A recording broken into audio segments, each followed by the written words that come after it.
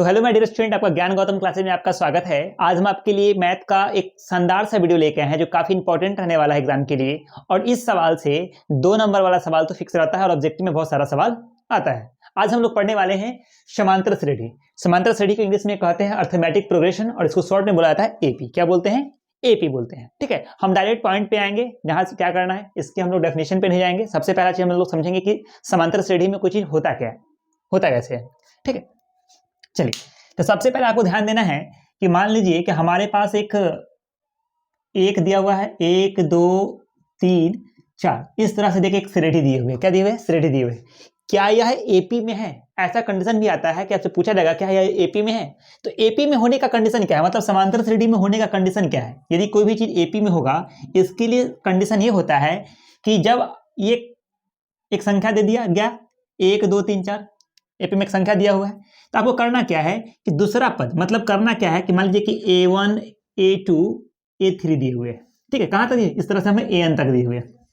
हमारे पास ये सीरीज दी, एक तरह का एपी दिया, अर्थमेटिक प्रोग्रेशन दिए हुए। तो क्या है यह एपी में होगा? कब होगा?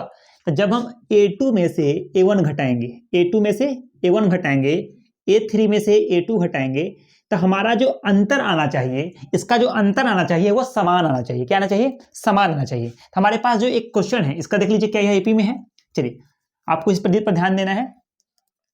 तो क्या करेंगे, दूसरा पद, ये हमारा पहला पद हो गया, दूसरा पद, तीसरा पद, चौथा पद। करना क्या होता है कि आपको समांतर श्रेणी निकालने के लिए दूसरा पद में से पहला पद को माइनस करना होता है। यानी दूसरा पद माइनस पहला पद तो कितना हो जाएगा? 1 हो जाएगा। फिर 3 में से 2 को घटाएंगे तब पर भी 1 हो जाएगा, और 4 में से 3 को घटाएंगे तब पर भी कितना हो जाएगा? 1 हो जाएगा। तो इस तरह से आप पता कर सकते हैं कि यह एपी में है। यह जो है, यह श्रेणी जो है वह एपी में है। किसमें है? एपी में है। जब कब? जब इसका सर्वांतर मतलब अंतर जब समान आएगा, ठीक है, तो हम लोग कह सकते हैं कि यह एपी में है। चलिए हमारे पास एक और सवाल लेते हैं, 5 7 9 और 11। क्या यह एपी में है? तो करना कुछ नहीं बाबू, आपको चेक करना है कि दूसरा पद में से पहला पद को घटाएंगे। तब 7 में से 5 को घटाएंगे कितना हो जाएगा? 2 हो जाएगा। 9 में से 7 को घटाएंगे तो कितना हो जाएगा? 2 हो जाएगा। ठीक है, और 11 में से आपको 2 को घटाना, 9 को घटाइए कितना होगा? चलिए यहाँ पे 7 लिखते हैं, 7 होगा। और 11 में से जब 9 घटेगा तो कितना हो जाएगा? ये आपका हो जाएगा 2। मतलब कि दूसरा पद माइनस पहला पद करना, आपको तरीका याद रखना है कि दूसरी पद माइनस पहला पद। ठीक है, आपको लिखते भी चलना है, मेरे साथ आप लिखते भी चलिएगा, जिससे आपको फायदा क्या होगा कि जो मैं नोट करूंगा वो आपके लिए काफी बेनिफिशियल रहेगा। ठीक है, तो दूसरी पद माइनस पहला पद हो जाएगा। ठीक है, या तीसरी पद माइनस दूसरा पद। ठीक है, इस तरह से आप क्या कर सकते हैं, आप एपी में निकालने का तरीका है।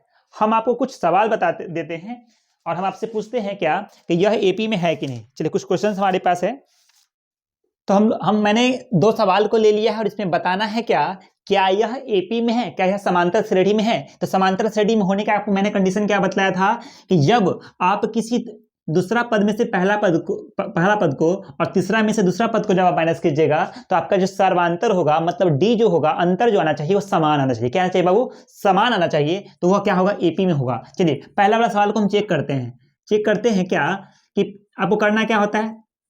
इस सवाल को बनाना रहेगा तो क्या कीजिएगा, a2 में से a1 को माइनस कीजिएगा। कोई दिक्कत? मतलब दूसरा पद में से पहला पद को, तो 4 माइनस 2। ठीक है, तो ये हो जाएगा आपका 2। फिर आगे चेक करते हैं, a3 माइनस a2 करेंगे तो बाबू कितना हो जाएगा? 8 माइनस 4 करेंगे तो ये हो जाएगा 4। देखिए यहाँ पे 2 का अंतर आ रहा है, यहाँ पे 4 का अंतर आ रहा है। और फिर 8 में से 16 को घटाएंगे तो कितना हो, 16 में से 8 को घटाएंगे तो कितना हो जाएगा? 8 हो जाएगा। मतलब यह जो श्रेणी है वह एपी में नहीं है, एपी में नहीं है बाबू। ठीक है, चलिए अब हमारे पास जो दूसरा नंबर सवाल है इसको चेक करते हैं, क्या यह एपी में है।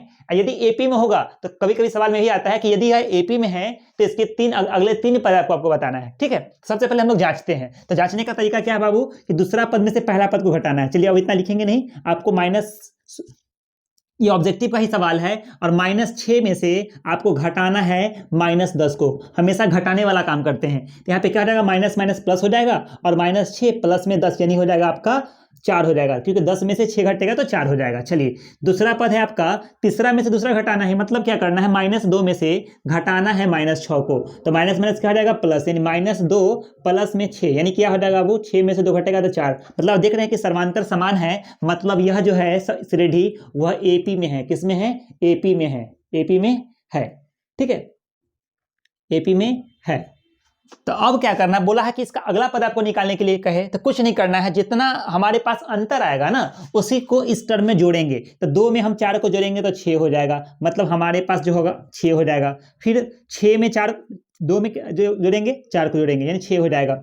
फिर हमारे पास 6 आ गया, तो 6 में क्या करेंगे, फिर अंतर को जोड़ेंगे तो 10 हो जाएगा बाबू, और फिर 10 में 4 को जोड़ेंगे तो 14 हो जाएगा। आपसे जितना भी टर्म बोले आपको अंतर पता चल गया। यदि आपको हम ये बात बोल दें कि बाबू बताओ पहला पद आपका 1 है और दूसरा पद 5 है, तो अंतर कितना का है, तो आप क्या कीजिएगा, 5 में से 1 को घटाइएगा, बोलेगा सर 4 का तो अंतर होगा। फिर यदि हम आपको बोल दे कि पहला पद 6 है और दूसरा पद 8 है, तो अंतर कितना का होगा, तो दूसरा पद में से पहला पद को माइनस करेंगे। क्या आपको अंतर निकालने में कोई समस्या है? यदि ऑब्जेक्टिव में इस तरह का सवाल आएगा, क्या यह एपी में है, तो क्या करना है, दूसरा में से पहला को घटा लेना है, तीसरा में से दूसरा को घटा लेना है, और यदि ऐसी तरह 4-5 रहता है आपको 1-2 कम से कम निकाल कर आपको चेक करना है।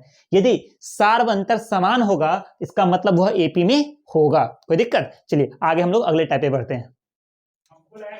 चलिए हम लोग एक टाइप का क्वेश्चन करते हैं जो काफी एग्जाम के लिए महत्वपूर्ण होता है। चलिए हम लोग का क्वेश्चन क्या है कि यदि किसी अनुक्रम का तीनवा जो है वह 3n-2 हो तो प्रथम 5 पद निकालना है।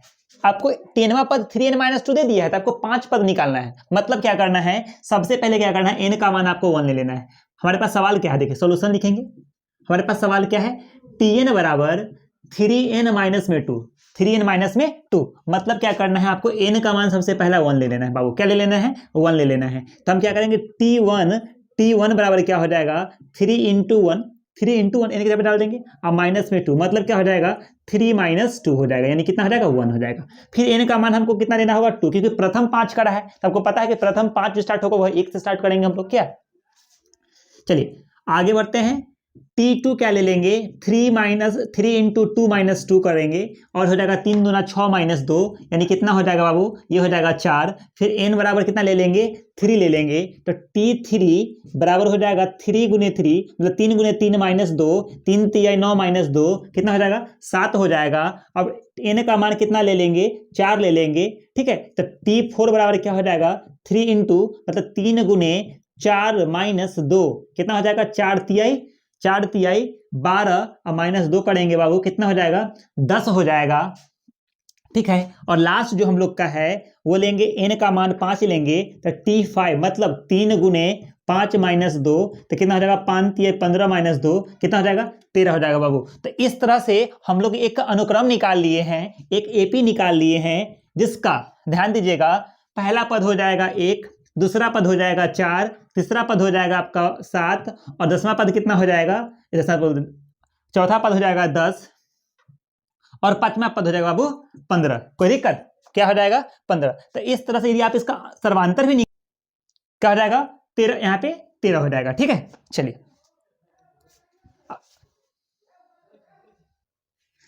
अब हम लोग एक फॉर्मूला के बारे में पढ़ने वाले हैं जो काफी महत्वपूर्ण रहने वाला है। हम लोग का जो फॉर्मूला है वो है, आप इसको लिख लीजिएगा, काफी महत्वपूर्ण फॉर्मूला है, परीक्षा में डायरेक्ट यहां से पूछता भी है। इसको an कहिए या tn कहिए, इसका फॉर्मूला हो जाएगा a + n-1, और इंटू में क्या हो जाएगा बाबू, इंटू में हो जाएगा d, क्या हो जाएगा, d हो जाएगा। यह सबसे पहला फॉर्मूला एपी का है, सबसे पहला फॉर्मूला है, ठीक है। ये आपका सूत्र रहने वाला है। और यहाँ पे a का मतलब होता है, जहां लिख लीजिएगा इसको, जहां a बराबर प्रथम पद होता है, क्या होता है, प्रथम पद, ठीक है। n क्या होता है, तो पदों की संख्या, क्या होता है बाबू, पदों की संख्या, ठीक है, पदों की संख्या। और d क्या होता है, जिसको हम लोग बोलते हैं सार्व अंतर, क्या बोलते हैं, सार्व अंतर, या अंतर भी बोल सकते हैं, ठीक है, अंतर, इसको हम लोग d से सूचित करते हैं। और tn जो है, क्या है, tn या an, ये हमारा अंतिम पद है बाबू, क्या है, अंतिम पद है, अंतिम पद। बताइए कोई दिक्कत इस फॉर्मूला में, आपको कोई दिक्कत? चलिए इस फॉर्मूला पर हम लोग एक सवाल करते हैं।